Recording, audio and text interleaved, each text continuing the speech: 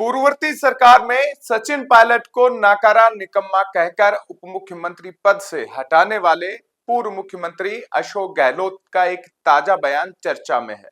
उन्होंने यह बयान सत्ता पक्ष की पार्टी और मुख्यमंत्री भजनलाल शर्मा की कार्यशैली और सरकार के कामकाज को लेकर दिया है। इससे भी ज्यादा ये चर्चा में इसीलिए आया है कि उन्होंने कहा है कि बीजेपी उन्हें हटाने का षड्यंत्र कर रही है। राजस्थान और दिल्ली में इसके लिए बीजेपी के ही लोग लगे हुए हैं। इसके बाद से राजनीतिक सुर्खियों में यह बयान आ गया है। बता दें, पूर्व मुख्यमंत्री अशोक गहलोत जोधपुर दौरे पर थे। आप देख रहे हैं राजस्थान चौक, मैं हूं अंकित तिवारी।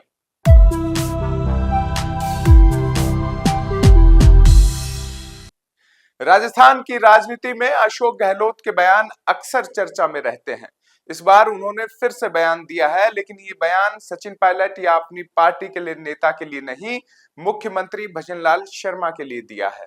उन्होंने कहा कि भजनलाल शर्मा नौजवान है, पहली बार विधायक है और मुख्यमंत्री बने हैं। ऐसे में पार्टी को बार बार मुख्यमंत्री बदलने वाली नीति पर काम नहीं करना चाहिए। उन्होंने कहा कि राजस्थान और दिल्ली में उन्हें हटाने का भयंकर षड्यंत्र हो रहा है। आगे बढ़े उससे पहले आप ये अशोक गहलोत का बयान सुनिए। तो इनको कोई सरोकार नहीं इन बातों से। अब मैं बार बार मुख्यमंत्री कहना चाहूंगा, हम विपक्ष में हैं। जन भावना जो होती है, ये हमारे पास में जो लोग आगे कहते हैं या मीडिया में कोई खबर आती है, उसके आधार पर हम लोग बात उठाते हैं। वो समझते हैं ये राजनीतिक आलोचनाएं सच्चाई नहीं है। इस भ्रम में रहेंगे मुख्यमंत्री जी तो तकलीफ मुख्यमंत्री जी को होने वाली है। अभी से इनके खिलाफ में इनकी पार्टी के लोग लग चुके हैं, दिल्ली में भी और राजस्थान के अंदर भी भयंकर षड्यंत्र चल रहा है इनको हटाने का। ये समझ नहीं पा रहे हैं। हम बार बार इनको समझा रहे हैं कि भाई नया एक नौजवान को चांस मिला है, पहली बार एमएलए बने, मुख्यमंत्री बन जाए, कितनी बड़ी बात है। इनको मेंटेन रखिए, बार बार बदलने का क्या फायदा। तो ये हम तो इनके इंटरेस्ट में बता रहे हैं कि प्रदेश के अंदर जो हालात है बहुत गंभीर हैं। जनता त्रैमम कर रही है। अब इनके बाद अगर ये जनसुनवाई करने लग जाए तो मालूम पड़ेगा वास्तव में जनता क्या चाहती है। कार्यकर्ताओं को अपने घर में बैठा के अलग से बात करें कि भाई वास्तव में क्या स्थिति राजस्थान में, तो वो खुल के बताएगा। अब जो इनके चारों में जो घेर बना लिए इन्होंने, वो इनकी तारीफों को पुल बांध रहा होगा। अच्छी सरकार चल रही है तो इनको समझ में आ नहीं रही है। हम आलोचना करते हैं, वो हमारी आलोचना खाली फीडबैक के आधार पर है। अभी तो साल डेढ़ साल हुआ है, हम क्या राजनीतिक आलोचना करेंगे, क्या आरोप लगाएंगे इनके ऊपर।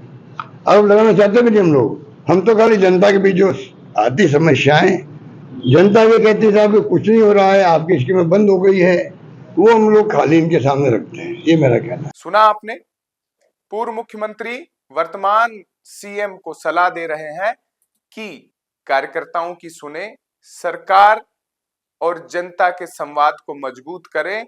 आसपास जो लोग कह रहे हैं, बड़ाई कर रहे हैं, उस पर विश्वास ना करें। लेकिन ये बयान घोर राजनीतिक भी हो सकता है। कार सेवा के तौर पर भी राजनीति में देखा जा सकता है, क्योंकि ऐसी सलाह अक्सर सार्वजनिक मंचों पर नहीं दी जाती है। अशोक गहलोत राजनेताओं से, चाहे सत्ता पक्ष के हों या विपक्ष के, संवाद के लिए जाने जाते हैं।